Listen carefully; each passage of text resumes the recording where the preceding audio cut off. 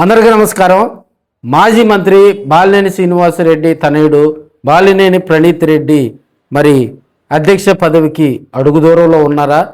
ఇప్పటికే అధ్యక్ష పదవిపై ఒక క్లారిటీ వచ్చినట్లు జనసేన పార్టీకి సంబంధించి క్రియాశీలకమైనటువంటి ఉమ్మడి ప్రకాశం జిల్లా అధ్యక్ష పదవి ఎవరికి దొక్కుతుంది అనేది ఉమ్మడి ప్రకాశం జిల్లాలో ఉన్నటువంటి జనసేన పార్టీలో జోరుగా చర్చకు వస్తున్నటువంటి అంశం. ఈ మధ్య మనం చూసాం, జనసేన పార్టీకి సంబంధించినటువంటి కార్యక్రమాల్లో గతంలో బాలినేని శ్రీనివాసరెడ్డి గారు ఒంగోలు వస్తూ పోతూ ఉన్న తరుణంలో కూడా కార్యకర్తలు వారికి సంబంధించిన ఏ ఇబ్బందులు ఉన్నా బాలినేని దగ్గరికి వెళ్ళి వారికి సంబంధించి వారి అభిమానులు కానీ బాలినేని కనుసైగల్లో నడిచేటువంటి కొంతమంది ఇప్పటికి కూడా కొంతమంది వైసీపీలో ఉన్న ఇతర పార్టీలో ఉన్నా కూడా బాలినేని దగ్గరికి వెళ్ళి ఆ సమస్యను చెప్పుకొని వాటికి మరి పరిష్కార మార్గాలు కానీ లేదంటే ఆయన దగ్గర ఆర్థిక సహాయం పొందేటువంటి పరిస్థితి ఉండేది.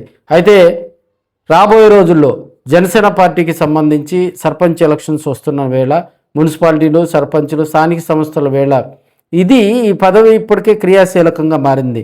పార్టీలో కష్టపడి పనిచేసిన వ్యక్తికే ఆ పదవి ఇస్తామని పవన్ కళ్యాణ్ గారు చెప్పడం జరిగింది. రియాజ్ విషయానికి గనక వస్తే పవన్ కళ్యాణ్కి ప్రియ శిష్యుడు. అదేవిధంగా జనసేన పార్టీ ఆవిర్భావం దగ్గర నుంచి కూడా మరి పార్టీలో క్రియాశీలకంగా పనిచేసినటువంటి వ్యక్తి. అదేవిధంగా ఒంగోలు రాజకీయాల్లో తనకంటూ ఒక ముద్ర వేసుకున్న వ్యక్తి. మరి కష్టపడి పనిచేసిన వారికి మరి ఉడా చైర్మన్ పదవి కూడా మరి లోకల్గా ఒంగోలు ఎమ్మెల్యే దామచర్ల జనార్దన్ సహకారంతో ఉడా చైర్మన్ పదవిని మరి జనసేన పార్టీకి కేటాయించినటువంటి సందర్భం. అదేవిధంగా ఎన్నికల అయిపోయిన తర్వాత బాలినేని శ్రీనివాసరెడ్డి మరి జనసేన పార్టీలో చేరటం జరిగింది.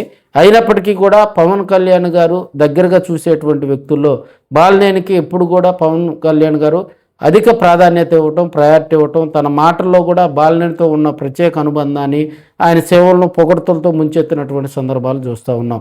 అటు రియాజ్ వర్గం అయితే తమకు అధ్యక్ష పదవి మళ్ళీ రియాజ్ గారికే ఇస్తారు అని వారు చెప్తున్నటువంటి అంశం. బాలినేని ఫ్యాన్స్ అయితే ఖచ్చితంగా ఒంగోలు నియోజకవర్గ ఇన్ఛార్జి పదవి, అదేవిధంగా మరి జిల్లా అధ్యక్ష పదవి రెండు కూడా ప్రణీత్ రెడ్డికే వస్తాయని వారు ఆనందం వ్యక్తం చేస్తున్నటువంటి పరిస్థితి. మనకి ఇప్పుడు కొత్తగా ఇప్పుడు మనకి ఒంగోలు పార్లమెంటు పరిధిలో కనుక చూసినట్లయితే ఎర్రగొండపాలెం నియోజకవర్గం, అదేవిధంగా మనకి మార్కాపురం నియోజకవర్గం, గిద్దలూరు నియోజకవర్గం, కనిగిరి నియోజకవర్గం, దర్శి నియోజకవర్గం, మనకి ఒంగోలు కాన్స్టిట్యున్సీ, అదేవిధంగా కొండేపి నియోజకవర్గం, ఇవన్నీ కూడా మనకి ఒంగోలు పార్లమెంట్ పరిధిలో వస్తాయి.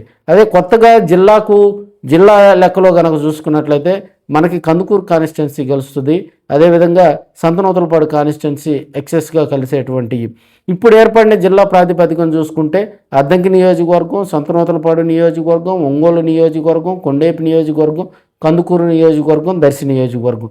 సో ఇప్పుడున్న పరిస్థితిలో మరి ఉమ్మడి ప్రకాశం జిల్లాలో తెలుగుదేశం పార్టీ ఒంగోలు పార్లమెంట్ అధ్యక్షులుగా కూడా మనకు ఉగ్ర నరసింహారెడ్డి కొనసాగుతూ ఉన్నారు, రెడ్డి సామాజిక వర్గం. అదేవిధంగా మరి వైసీపీకి సంబంధించి బూచేపల్లి శివప్రసాద్ రెడ్డి గారు మరి రెడ్డి సామాజిక వర్గానికి సంబంధించినటువంటి మరి ఆ కమ్యూనిటీకి జిల్లా అధ్యక్ష పదవి కట్టబెట్టడం జరిగింది. జనసేన పార్టీకి కూడా మరి రెడ్డి సామాజిక వర్గానికి సంబంధించినటువంటి వ్యక్తులకు వస్తుందని బాలినేని వర్గం అయితే వారంతా కూడా చెప్తున్నటువంటి అంశం. ఏది ఏమైనా జనసేన పార్టీలో ఏ పదవి ఇవ్వాలన్నా, ఎవరికి ఏ ప్రయారిటీ ఇవ్వాలన్నా పవన్ కళ్యాణ్ గారిదే తుది నిర్ణయం. రాబోయే రోజుల్లో మరొక 15-20 రోజుల్లో జనసేన పార్టీ జిల్లా అధ్యక్ష పదవి ఎవరికనేది కూడా స్పష్టత రానుంది. మరి అటు బాలినేని క్వార్టర్లోకి వెళ్తుందా, రియాజ్ వర్గంలోకి వస్తుందా అనేది ఆ సస్పెన్స్కు తెర పడనుందని కూడా మనం చెప్పుకోవచ్చు.